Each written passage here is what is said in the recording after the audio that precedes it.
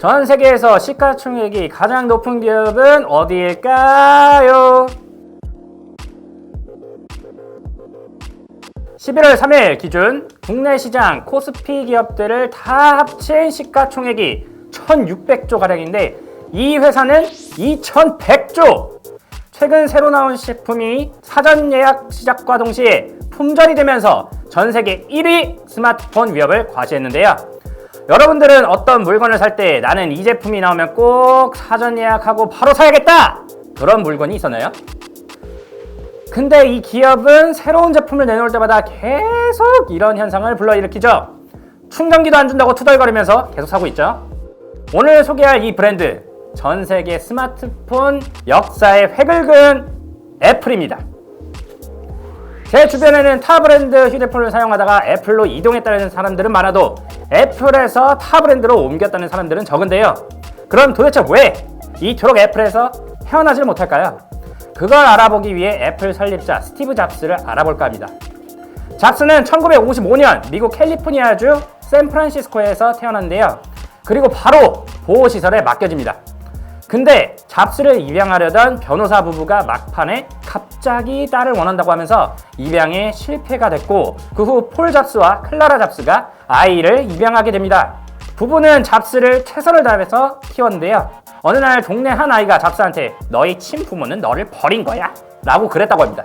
그래서 잡스가 눈물을 보이며 집에 와서 부모님한테 그 사실을 물어봤습니다. 그랬더니 부모님이 눈을 똑바로 쳐다보면서 말했던 것은 아니, 우리가 널 선택한 거야.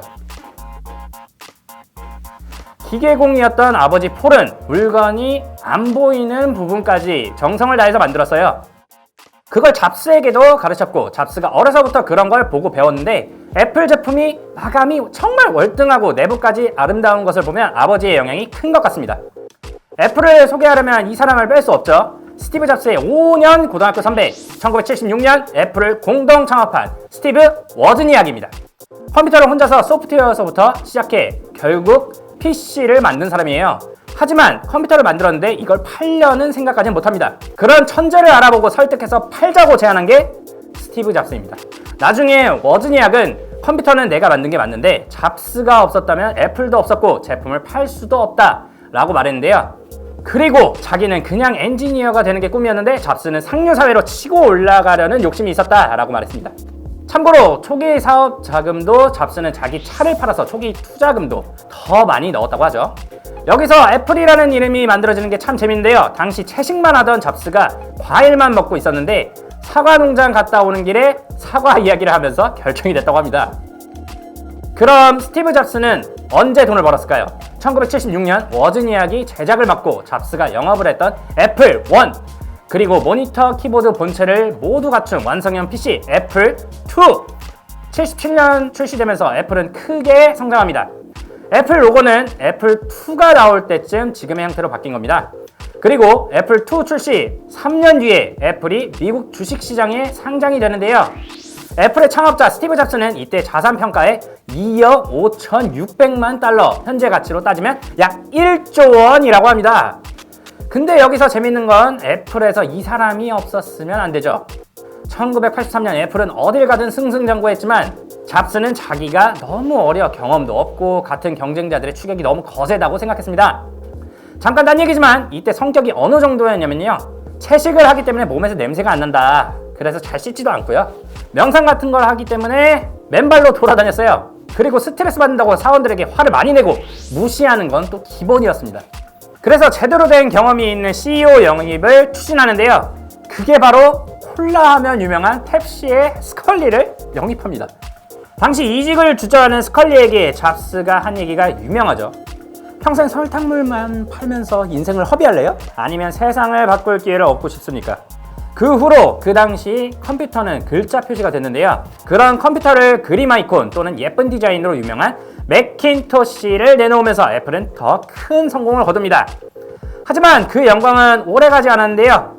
경쟁자 IBM의 추격이 거셌으며 매킨토시는 지금의 애플처럼 확장성이 좀 떨어졌어서 판매가 줄기 시작하고 잡스의 기행이 계속되면서 1985년 잡스는 자기 회사에서 쫓겨나게 됩니다. 자기가 영입한 CEO 스컬리가 주도한 일이었어요. 그 뒤 잡스는 잠깐 방황을 하다가 새 사업을 시작합니다. 전문가용 컴퓨터, 일종의 워크스테이션과 그에 맞는 소프트웨어를 개발하는 넥스트였어요. 하지만 넥스트 사업은 그렇게 잘 풀리지 않았습니다. 근데 잡스가 애플에 쫓겨나기 전에 스타워즈를 만든 조지 루카스 목장에 놀러간 적이 있었고 거기서 회사 인수 제의를 받았어요. 조지 루카스가 이혼 소송 때문에 돈이 필요해가지고 회사의 컴퓨터 부분을 떼어서 팔려고 했던 겁니다. 그 회사는 영화 촬영 장면을 디지털화하고 거기에 그래픽을 입히는 장비와 소프트웨어를 만들고 단편 애니메이션을 만드는 회사였어요. 그 회사가 바로 픽사입니다. 원래부터 그래픽에 관심이 많았던 잡스가 회사를 사기로 합니다. 지금껏 애플에서 번 돈으로요. 그래픽용 컴퓨터를 전문가가 아닌 일반인을 대상으로 눈을 돌린 거죠. 그럼 회사는 잘 됐다고 생각하겠지만 애플에서 번 돈의 절반 이상을 픽사에 막 쏟아부었는데 잘 안 됐어요. 계속 이런 일들이 겹치는 이 기간에 로렌 파월을 만나서 결혼합니다. 애플에서 20대에 크게 성공하고 자기가 만든 회사에서 직접 스카웃한 사람에게 쫓겨나고 10년 동안 힘든 시기를 겪고 40이 된 겁니다. 그러던 1995년 잡스가 지난 5년간 적자를 기록하던 픽사를 주식시장에 상장을 추진하려고 합니다. 픽사는 계속 적자인데 상장을 추진한다? 여기엔 비장의 무기가 있었는데 픽사의 첫 장편 애니메이션 토이스토리가 있었습니다. 1995년 개봉한 토이스토리는 개봉하자마자 선풍적인 인기를 얻으며 엄청난 수익을 거두기 시작했어요. 전 세계적으로 3억 6,200만 달러를 벌어들였고 토이스토리 개봉 후 일주일 뒤에 픽사가 상장합니다. 상장 첫날 주가가 2배 가까이 뛰었고 픽사 지분 80%를 가졌던 잡스는 12억 달러의 자산 가치를 갖게 됩니다. 그리고 훗날 디즈니가 픽사를 인수하면서 잡스는 디즈니의 최대 주주로 떠오르게 되죠. 근데 잡스는 자신이 성공할 줄 알았을까요? 사실 잡스 역시 픽사 애니메이션이 성공할 거라고 전혀 예상하지 못했다고 합니다. 그래픽을 좋아하여 그걸 만들고 보면서 지내다가 성공한 거죠. 실사를 디지털화하고 거기에 그래픽을 입히는 장비와 소프트웨어, 화려한 그래픽 부분에서 돈을 벌 줄 알았는데 근데 정작 돈은 애니메이션에서 나왔던 거죠. 나중에 잡스가 그랬다고 합니다. 이걸 알았다면 처음부터 애니메이션에 집중 투자했을 텐데 라고요. 토이스토리로 대박 성공을 한 후 부활을 한 스티브 잡스의 본편! 애플은 대박 행진을 이루고 있었던 시기 잡스가 떠나고 계속 추락하던 때 새로운 OS를 내놓아서 반전을 노렸지만 OS에 문제가 발생합니다. 그래서 이 OS를 대체할 수 있는 업체를 인수하려고 했는데 그게 바로 애플의 창시자 잡스의 넥스트였죠. OS를 대체하기 위해서 넥스트를 인수하고 그리고 함께 잡스가 애플로 돌아오게 된 겁니다. 애플에서 쫓겨난 지 11년 만이었죠. 1997년 잡스가 돌아온 애플은 엉망진창이었습니다. 파산되기 전까지 석 달 정도만 버틸 여력이 남아있었어요. 사실 그 전에 회사를 매각하려고 했는데 사려는 곳이 없어서 못 팔았다고 합니다. 잡스가 나가기 전 그 잘 나가던 애플이 적자가 10억 달러가 넘었어요. 잡스는 큰 결정을 하는데요. 애플에 돌아와서 3,000명 이상을 해고하고 쓸데없는 제품들을 전부 쳐내요. 그리고 이런 와중에 잡스가 훗날 애플을 이끌게 되는 2명의 귀인을 만나게 됩니다. 잡스의 절대적인 신임을 받았던 디자이너 조너던 아이브, 그리고 운영의 귀재였던 잡스의 뒤를 이은 현재 CEO 팀 쿡이었습니다. 소재부터 기능까지 소비자의 경험 그 자체를 디자인한다. 이런 조너던 아이브는 잡스가 복귀할 때 30살쯤에 두 사람이 1998년에 본격적인 공동 작업으로 처음 내놓은 PC가 반투명 플라스틱으로 안이 훤히 들여다보이는 아이맥이었어요. 근데 처음에 제품을 공개했을 때 회의적인 얘기가 많았습니다. 특이한 점은 색깔밖에 없다, 안 팔릴 것이다 라고요. 하지만 아이맥은 출시 첫 해에만 80만 대가 팔리면서 애플 역사상 가장 빠르게 팔린 PC 제품이 됐습니다. 디자인을 포장이라고 생각하지 말아라. 이건 단순한 껍질이 아니라 디자인은 제품의 본질을 나타내는 핵심이다. 잡스와 아이브 시대는 디자인이 먼저고 거기에 기능을 맞춰가는 형태였는데요. 그래서 엔지니어들이 처음에 반발을 했었습니다.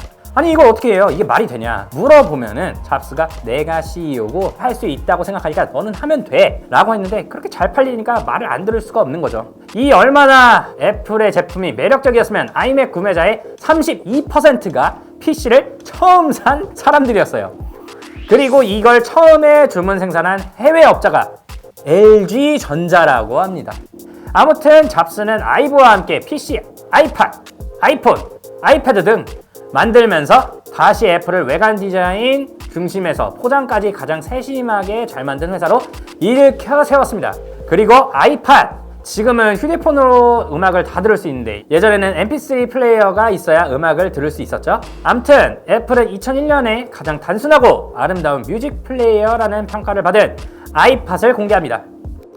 원래 그 전에도 이런 시도들이 있었는데 유일하게 잡스가 음반 제작자와 뮤지션들과의 소통이 계속 있었어요. 그 누가 그 당시에 뮤지션과 소통을 하겠습니까?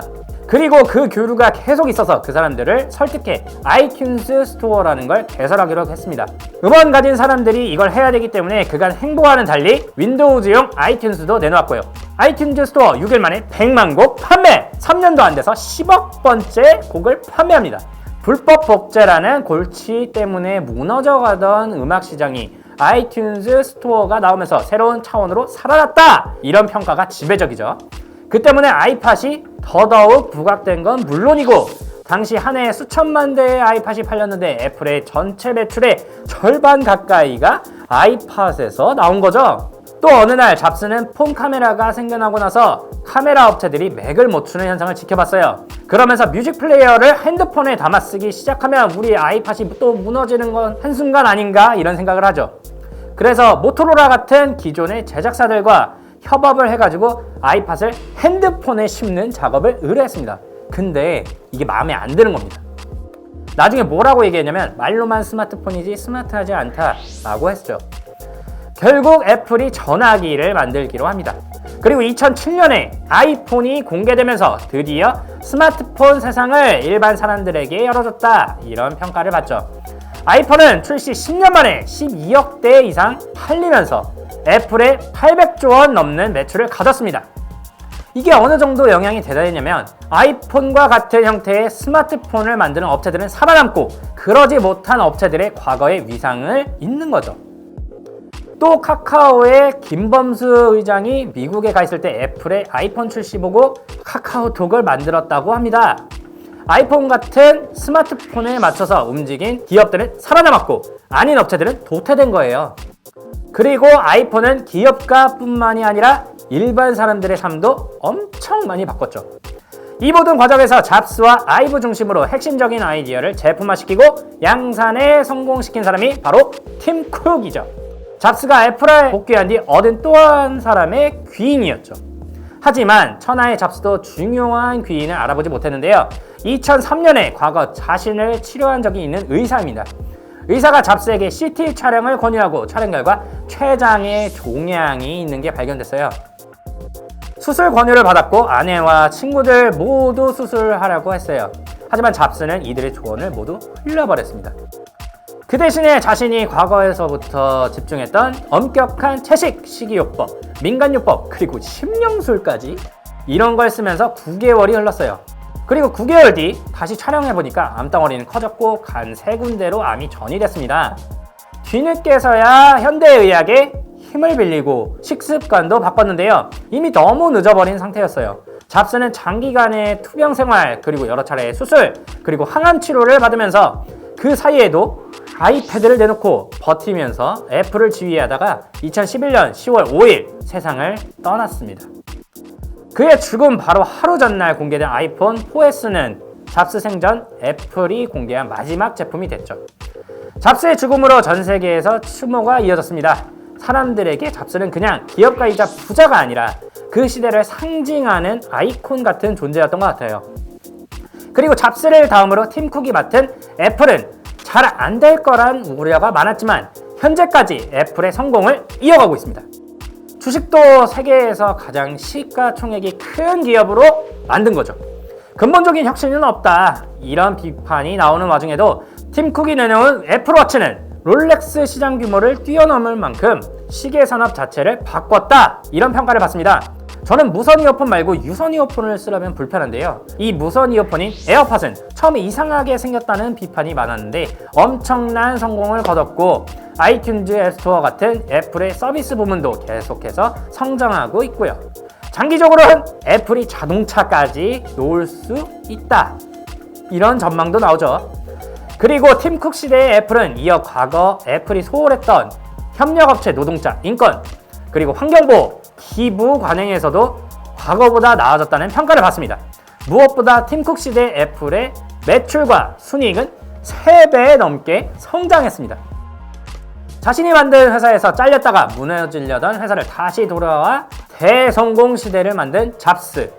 스티브 잡스가 없었다면 지금 여러분들이 사용하고 있는 스마트폰은 몇 년도에 출시가 됐을까요? 다음에는 아이폰 출시에 맞춰 카톡을 만들어 성공을 거둔 카카오에 대해 이야기를 다뤄보겠습니다. 그럼 안녕!